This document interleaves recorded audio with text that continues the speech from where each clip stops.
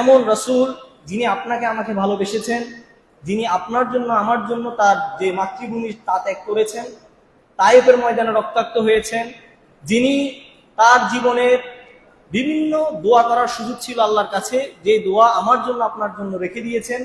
কিয়ামতের দিন প্রত্যেক মানুষের মুখে যখন শব্দ থাকবে ইয়া নাফসি ইয়া নাফসি, মানুষ বলবে, মানুষ যখন নিজের কথা চিন্তা করবে, আপনার নবী আমার নবী মুহাম্মদ সাল্লাল্লাহু আলাইহি ওয়াসাল্লাম আমাদের কথা চিন্তা করবেন, আল্লাহর দরবারে বারবার সিজদায় লুটিয়ে পড়বেন, আল্লাহর দরবারে বারবার সুপারিশ করার অনুমতি চাইবেন। সেই রাসূলুল্লাহ সাল্লাল্লাহু আলাইহি ওয়াসাল্লামের কি হক আমাদের উপর রয়েছে।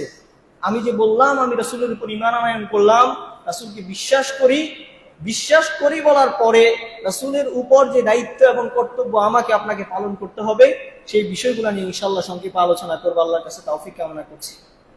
সম্মানিত উপস্থিতি, আপনি দুনিয়ার জীবনের একটু হাইসিয়াত চিন্তা করুন।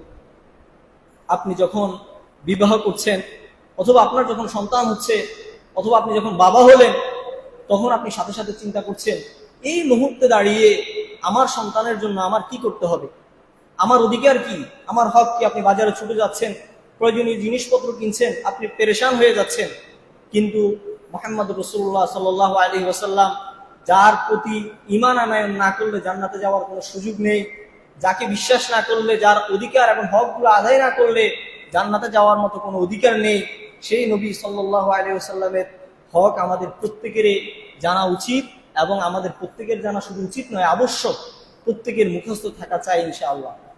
তো সর্বপ্রথম যে হক তা হচ্ছে আল ঈমান বিনবুওয়াতিহি, অর্থাৎ আল্লাহর পক্ষ থেকে তিনি যে নবুয়ত, আল্লাহর পক্ষ থেকে তিনি যে রিসালাত নিয়ে এসেছেন, এই রিসালাতকে আপনাকে আমাকে প্রত্যেককে স্বীকৃতি প্রদান করতে হবে। আল্লাহ কোরআনুল কারীমের মধ্যে বলছেন ফাআমিনু বিল্লাহি ওয়া রাসূলিহিন নাবিয়্যিল উম্মি, যে তোমরা ঈমান আনয়ন করো এমন রাসূলের উপর যিনি উম্মি নবী ছিলেন, অর্থাৎ মুহাম্মদ সাল্লাল্লাহু আলাইহি ওয়াসাল্লামের উপর ঈমান আনয়নের কথা স্বয়ং কে বলেছেন? আল্লাহ রাব্বুল আলামিন বলেছেন।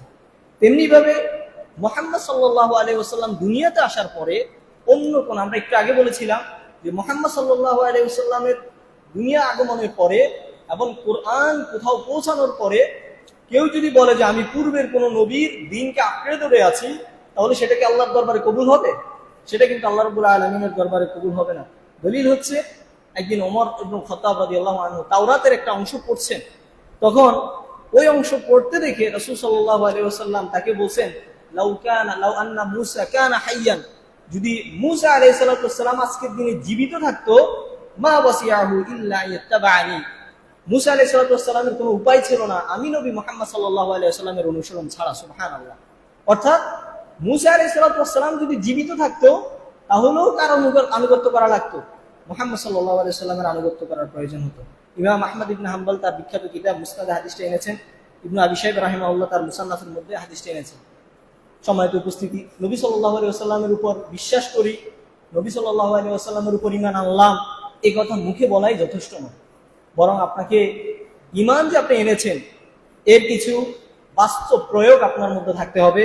তার মধ্যে প্রথম যে হচ্ছে আত-তাসদীক ফিমা আখবারা বিহি রাসূল সাল্লাল্লাহু আলাইহি ওয়াসাল্লাম, অর্থাৎ মুহাম্মদ সাল্লাল্লাহু আলাইহি ওয়াসাল্লাম যে দ্বীন আল্লাহর পক্ষ থেকে নিয়ে এসেছেন, মুহাম্মদ সাল্লাল্লাহু আলাইহি ওয়াসাল্লাম যে শরিয়া আল্লাহর পক্ষ থেকে নিয়ে এসেছেন, সেই শরিয়াকে, সেই দ্বীনকে আপনি আপনার অন্তর থেকে মুখে এবং কর্মের মাধ্যমে সেটাকে বাস্তবায়ন করতে হবে, সেটাকে স্বীকৃতি প্রদান করতে হবে।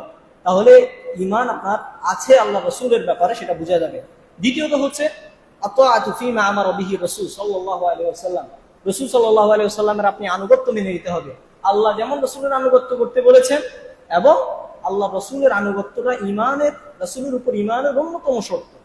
আপনি, অনেক মানুষ মুখে বলছে আমরা নবীর উম্মত, কিন্তু তার জীবন চাল চলনে মুহাম্মদ সাল্লাল্লাহু আলাইহি ওয়াসাল্লামের যে আদর্শ, মুহাম্মদ সাল্লাল্লাহু আলাইহি ওয়াসাল্লাম যে সিরা সূরা, তার বিন্দু মাত্র তার মধ্যে দেখা যায় না। অথচ যে দাবি করে আছে আমি মুহাম্মদ সাল্লাল্লাহু আলাইহি ওয়াসাল্লামের জন্য আমি আশিক, অথচ সে দাবি করে আছে আমি মুহাম্মদ সাল্লাল্লাহু আলাইহি ওয়াসাল্লামের উম্মত। শুধুমাত্র দাবির মাধ্যমে সম্মানিত উপস্থিতি যথেষ্ট নয়, বরং আতাআতু ফিমা আমারা বিহি রাসূল সাল্লাল্লাহু আলাইহি ওয়াসাল্লাম, তিনি আমাদেরকে যে বিষয়ে আদেশ করেছেন সেই বিষয়ে যথাযথভাবে তার আনুগত্য করতে হবে। তারপর আরো গুরুত্বপূর্ণ বিষয় হচ্ছে ওয়াল ইজতিনাবু আম্মা নাহা আনহু ওয়া জাযার, এবং তিনি আমাদেরকে যে জিনিস থেকে বিরত থাকতে বলেছেন দূরে থাকতে বলেছেন, সেই বিষয়গুলোকে আমাদের দূরে থাকতে হবে। এটাও মুহাম্মদ সাল্লাল্লাহু আলাইহি ওয়াসাল্লামের প্রতি যদি আপনি করতে পারেন, তবেই মুহাম্মদ সাল্লাল্লাহু আলাইহি ওয়াসাল্লামের প্রতি আপনি ঈমান আনয়ন করেছেন বলে ধর্তব্য হবে, বোঝা যাবে।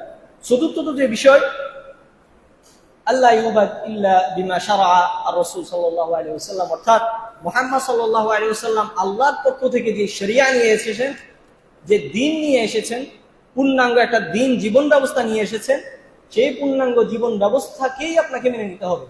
আপনার তার ইবাদত যদি করতে চান, 2 রাকাত নামাজ পড়তে চান, তাহলে মুহাম্মদ সাল্লাল্লাহু আলাইহি ওয়াসাল্লামের শরিয়াকে ফলো করতে হবে। আপনি যদি যে কোনো জীবনের মুহূর্তে যে কোনো ইবাদত করতে চান, মুহাম্মদ সাল্লাল্লাহু আলাইহি ওয়াসাল্লাম আল্লাহর পক্ষ থেকে যে শরিয়া নিয়ে এসেছেন, সেই শরিয়া অনুযায়ী আপনাকে ইবাদত করতে হবে, এর বিপরীতে করার কোনো সুযোগ নেই।